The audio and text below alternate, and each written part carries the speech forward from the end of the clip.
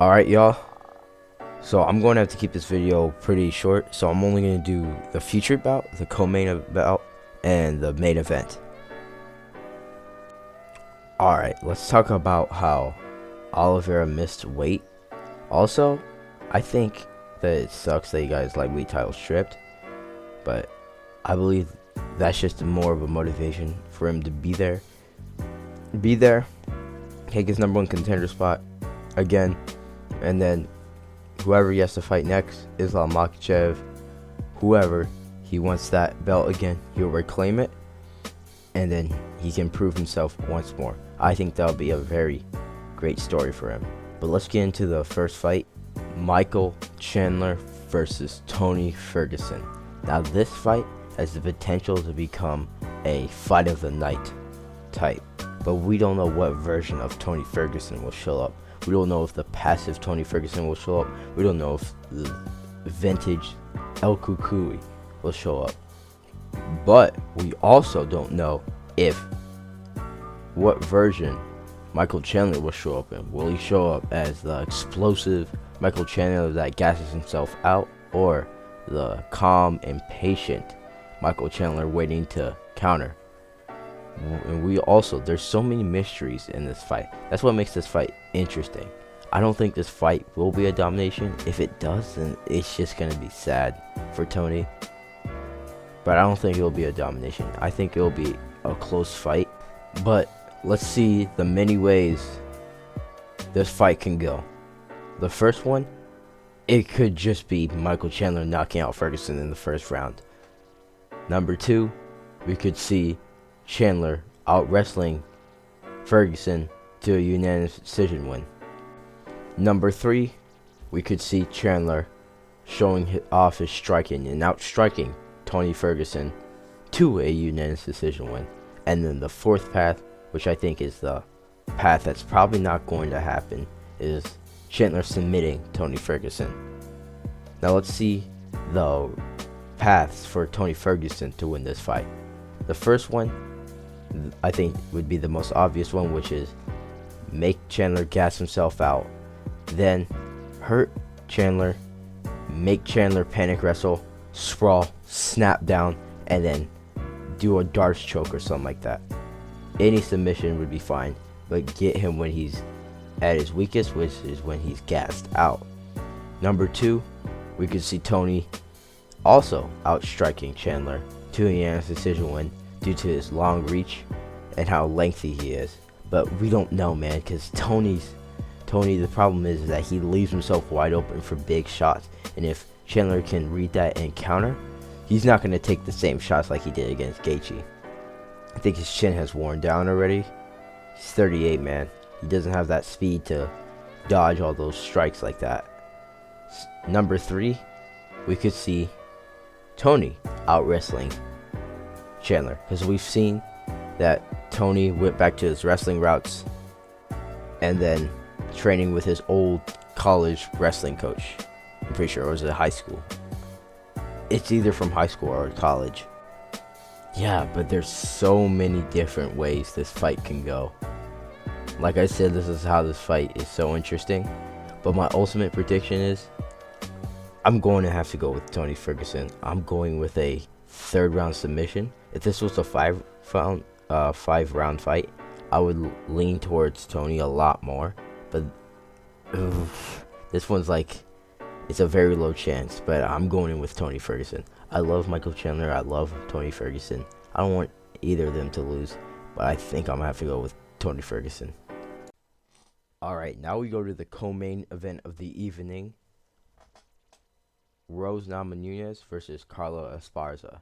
Now this fight, I see some comments and all kinds of stuff saying Rose by murder or something like that, but people forget Rose struggles against wrestlers. I watched some tape of Rose, and I saw that she struggles with wrestlers. She got taken down by Michelle Watterson. She's been taken down by a lot of people in her last fight, even against Weili. She got taken down several times. I think 3 out of 5 or something like that.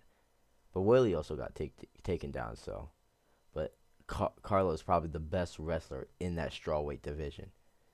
And if Carla has that 5 round cardio ready where she can outpace Rose and try to take her down at a consistent rate, I think it would be an easy fight for Carla Esparza. But the problem is Rose's footwork is clean.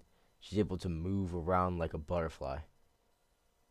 And for her to get to Rose, it's probably going to be very hard. She also has the reach disadvantage. She also has the height disadvantage too. This is a way more improved Rose Namajunas. This fight, I think, is going to be a very close fight. I believe because due to Rose's striking and Carla's wrestling, it is a 50-50 fight. It's like the classic striker versus wrestler, but they also have a little bit of each. But we know that Rose has better striking than Carla, and Carla has better wrestling than Rose. So, my ultimate prediction for this fight, I'm going to have to lean towards more to Esparza. Then, like I said, only if she has 5 round cardio. If she's 5 round ready, this could be an easy fight for her. But if she doesn't, it's going to be a lot harder for her to win this fight. And like I said, if she does not have 5 round cardio, she's going to get jacked up in their striking. Because each round, she could just lay on her. But then, the fight's going to get stood up each round, every time the round's over. If she gasses out, Rose is going to knock her out.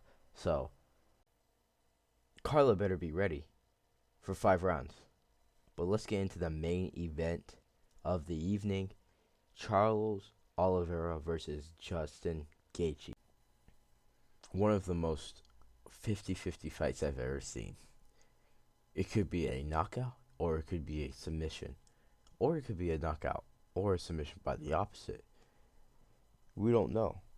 But we know the way it's probably going to go by these two fighters. And for Charles Oliveira, the way he can win is making sure Justin Gaethje takes the back step. But Charles Oliveira also needs to know that he cannot get hit by Gaethje. Everyone knows that. And if Oliveira tries to attack and then gets countered by Gaethje, it's not going to be good for him. And I believe Gaethje is going to be smart enough to let Oliveira stand up if Oliveira survives. And if Oliveira gets continuously knocked down, the ref is going to stop the fight. So Oliveira needs to use the head movement, the limited head movement actually he has, because he doesn't move his head much.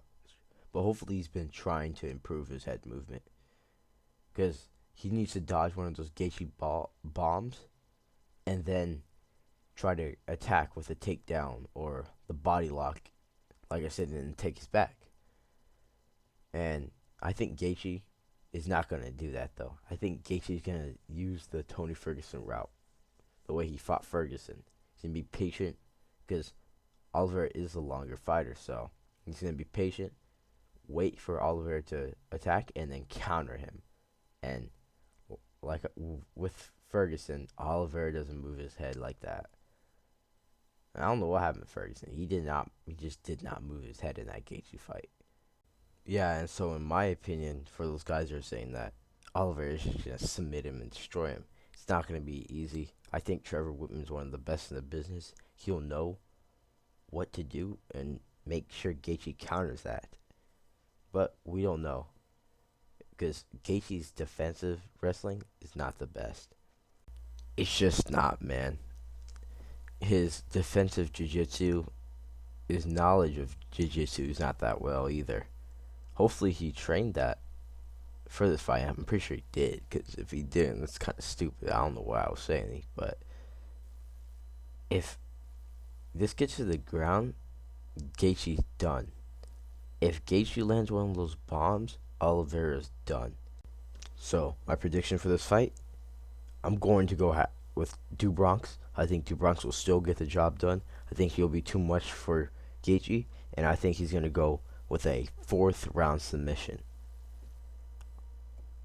Alright, y'all. Thank you for watching this video. I hope you enjoyed it. and I'll see y'all on my thoughts and reactions of the fights. Peace.